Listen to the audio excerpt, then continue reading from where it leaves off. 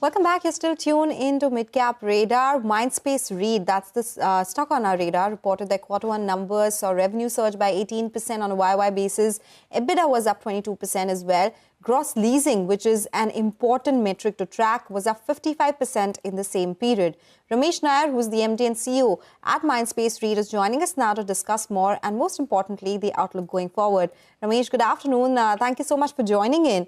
Well, leasing this time around at 1.7 million square feet has been strong, a 55% uptick that you saw. What's the target for FY26? You saw good growth in FY25 as well. Will you surpass that, do better than that? Thanks, Sonal and Vivek. Our gross leasing last quarter was 1.7 million square feet. Revenues went up around 21%. Our occupancy today stands at 93.7%. We hope to take this to 95% by the end of this financial year. Our NOI is up 24% year on year last quarter, and distributions are up 18%. Now, why is all this happening? The market has been outstanding, phenomenal market conditions. Every quarter, we are seeing market breaking new records, despite the global uncertainties. During that 3-4 weeks, when there was those big tariff wars and the India-Pakistan issue, those 3-4 weeks, we had seen a little bit of a slowdown in decision making. But in spite of that, this quarter, the overall market posted very, very good record numbers. Net absorption for H1 calendar year, again, it's an all-time high. Net absorption up 28%. Gross absorption, again, up 18%. Vacancy levels, we're talking of around 14.5%, down from around 17%. So all market conditions kind of looking at a good market for people like us. And what's the outlook for leasing in FY26? You did 7.6 million square feet in FY25. Same number in FY26? See, the leasing numbers were big for last year, mainly because we also had a lot of stock coming up. We had the data center pre-leasing, which we did, which is close to 1.1 million square feet. We had the R2 building in Pune, which was 1 million square feet, which is pre-leased to a global capability center. We had the B1 building in Hyderabad, which is 1.5 million square feet, which was again pre-leased to a big global banking GCC. So we need to have that stock to keep going up that way in terms of gross and net leasing. Understood. So you mentioned, Ramesh, that stock needs to keep going up. So currently, what is the kind of occupancies that you're seeing across the portfolio? Any significant trends that you're seeing either geographically or sector-wise? And end of FY26, where do you expect that number to be? So in terms of under construction, we have our B8 building in Hyderabad, which is around 1.7 million square feet. A lot of interest in that. Hyderabad market has gone through the roof. Rentals, which 1.5 years back were in the early 70s, has gone to mid to late 90s already. So that's an opportunity. We will start construction in Airoli for our B15 and B17 buildings very soon.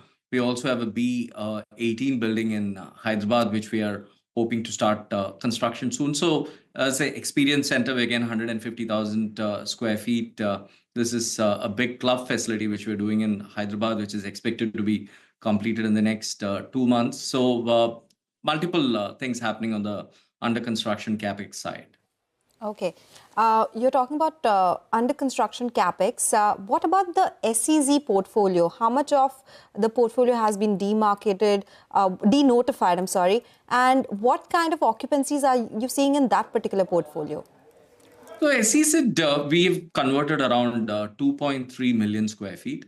In that 2.3 million square feet, we've already leased around 1.6 million square feet. That's played in our favor. In a park like our Airoli West Mindspace Park, which we call Gigaplex, vacancies pre the demarcation rules used to be 72%. That's now become 92%. Overall, our Airoli parks, which used to have an occupancy of around 75%, is now become 85%. So we've been big beneficiaries of that demarcation laws. Today, government has been highly supportive. The paperwork is easy. You can get your space demarcated in as much as 45 days these days. So when it comes to new capacity addition, Ramesh, are you waiting for this entire process to go through, or are you already have a strong capex plan underway? Which are the geographies that you're targeted? And in terms of the portfolio, end of FY26 and FY27, where do you expect to be? So in terms of capex plan over the next 3-4 years, the spend is going to be close to 4,200 crores.